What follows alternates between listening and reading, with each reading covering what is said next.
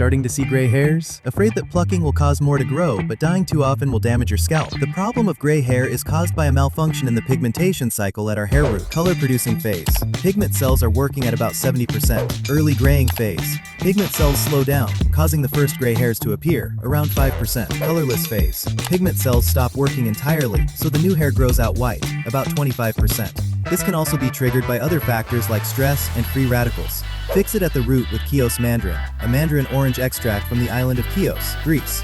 It helps build pigment cells and stimulates them to reactivate by up to 273% and visibly increases the proportion of dark hair by up to 21.6%. It also protects pigment cells from shutting down due to stress, effectively delaying the onset of gray hair. This creates the fourth phase called reborn, triggering the active cycle all over again. Introducing the Barber Brain No Gray series, a hair care set free from silicone, SLS, and parabens. Just 3 simple steps: wash, condition, and spray. Number 1. Shampoo cleanses the hair and scalp. Number 2.